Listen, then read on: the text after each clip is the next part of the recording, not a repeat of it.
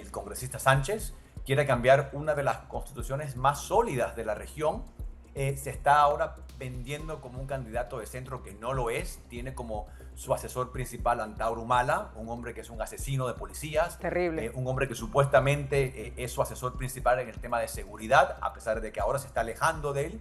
Y acordémonos que estos candidatos de izquierda tienen financiamiento no solamente dentro de los países, sino de una red internacional muy, pero muy potente. Aquí hay un factor importante que me gustaría comentar contigo antes de pasar a Perú, y es la posición del propio Petro. Yo ayer decía en el programa abiertamente que esto es una especie de golpe de Estado a la voluntad popular, no aceptar unos resultados en unas encuestas que han sido además garantizados por los observadores internacionales, por la propia Procuraduría. Así es, y no quiere aceptarlo porque sencillamente no le gustó el resultado.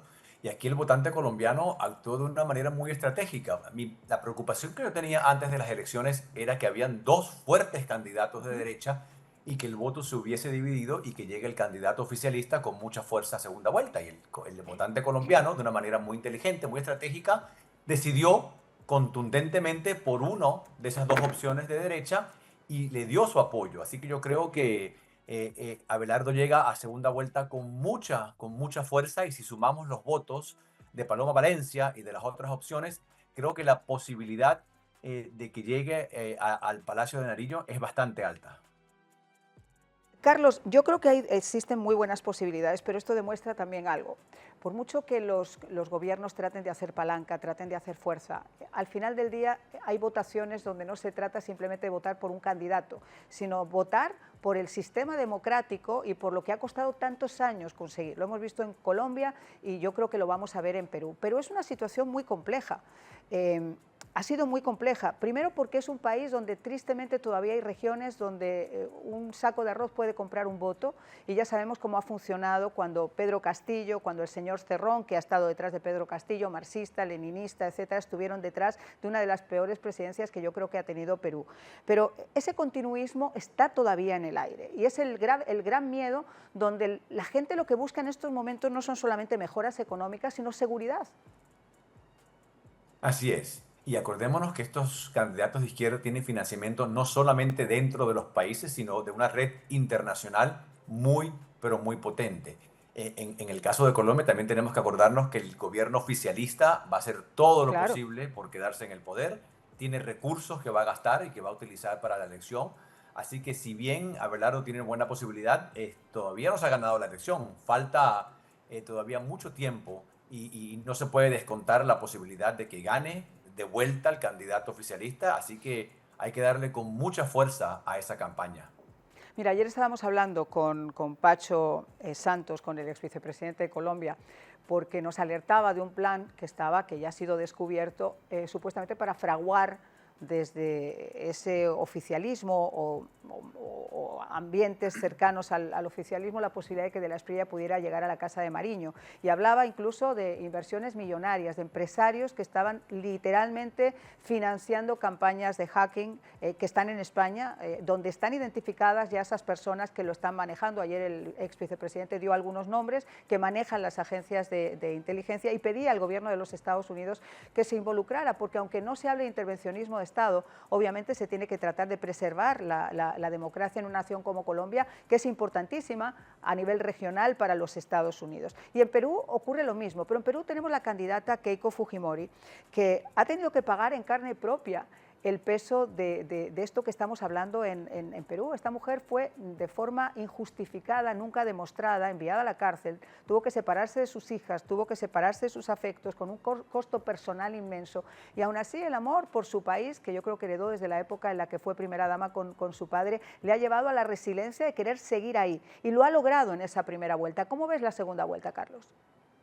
Así es, como bien dices, pagó con su libertad por casi 500 días. Ella pudiera estar hoy día dando conferencias por todo el mundo, ganando mucho dinero y sin embargo está dando la cara, está de vuelta en esta contienda con muchísima fuerza. Ganó la primera vuelta, ahora va en segunda vuelta con un candidato que pretende llegar al poder con el mismo guión que todos los candidatos comunistas han llegado a la América Latina en las elecciones, por medio precisamente de las elecciones. Cuba es la única excepción que llegó por revolución, pero si ves a cada uno de los gobiernos comunistas de la América Latina, después de la Revolución Cubana, llegan por medio de las elecciones, de una manera Claro. aparentemente democrática, llegan con un discurso muy de centro, quizás de centro izquierda. Y lo primero que hacen es llamar a una asamblea constituyente para cambiar la constitución, que es precisamente lo que está pidiendo el candidato de izquierda en Perú, el congresista Sánchez. Quiere cambiar una de las constituciones más sólidas de la región. Se está ahora vendiendo como un candidato de centro que no lo es. Tiene como su asesor principal Antauro Humala, un hombre que es un asesino de policías, Terrible. un hombre que supuestamente es su asesor principal en el tema de seguridad, a pesar de que ahora se está alejando de él.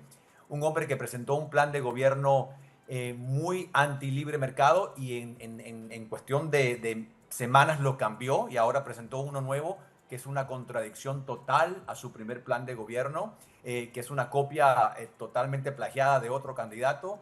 Y por lo menos tenemos aquí a una candidata que quiere devolverle la esperanza al país, que quiere devolverle la seguridad.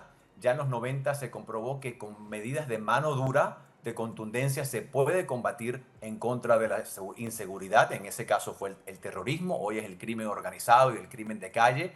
Yo creo que Perú tiene una gran opción este domingo de poder elegir entre el orden y el caos, entre la democracia y la revolución. Esta Carlos, elección va a estar muy, muy reñida. Carlos, cuando yo veo esas imágenes de Keiko, cuando la separan de sus hijas y de su familia, sabiendo que era totalmente inocente, en ese ambiente de corrupción, de impunidad, que llegó a esos extremos, porque ese es el extremo al que llegó realmente Perú, uno se tiene que poner en esa situación. En lo que yo conversé con ella hace algunos meses, justo antes de que fuera esa primera vuelta, y ella nos comentaba ese dolor personal, pero cómo eso a la vez le hizo fuerte y le hizo darse cuenta de que si eso le había ocurrido a ella, ¿cuántos peruanos de a pie esta situación de corrupción y de impunidad no les están afectando también todos los días y la oportunidad de salir a esa palestra pública? Y ahí es donde ella decide también dar ese paso adelante que me parece importantísimo.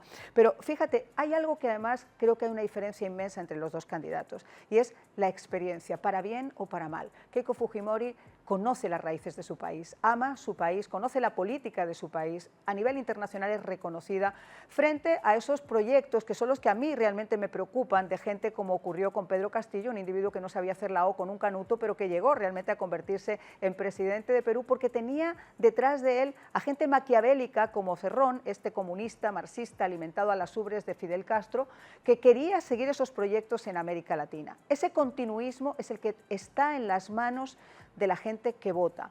Por eso, mira, Colombia creo que hizo un trabajo maravilloso cuando la gente esperó largas filas aquí en Estados Unidos, en Miami, para poder votar, para poder poner su papeleta en esas elecciones. Y creo que Perú tiene que hacer lo mismo. Las personas que nos están viendo ahora, que son peruanos, que tienen la capacidad de votar, aunque no estén dentro de su país, pero votar por su país, yo creo que es un llamamiento importantísimo porque es un momento crítico, Carlos. Así es, Marian, tienen que votar. Mencionas al presidente Castillo. El congresista Sánchez es mucho más peligroso que Castillo. Castillo tiene la gran ventaja de que no es particularmente inteligente, de que no tiene el nivel de sofisticación que tiene este señor, que se mueve al centro por conveniencia y que está asesorado, como dije, por gente muy peligrosa como Antauro Humala.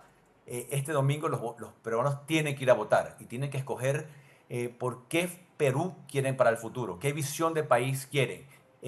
Voten por el mejor o la mejor candidata o por el menos malo, lo que sea, pero tienen que ir a votar, tienen que participar. Votar nulo, votar viciado, votar por ninguno no es una opción. Tienen que escoger qué visión de país quieren, como dije, y tienen que ejercer ese derecho que es tan, tan importante. Y hay muchísimos peruanos en Estados Unidos y en otras partes del mundo que tienen que ir a votar este domingo. Sobre todo porque además, si en algún momento usted piensa en su regreso también está cuestionado a lo que ocurra en Perú el día domingo.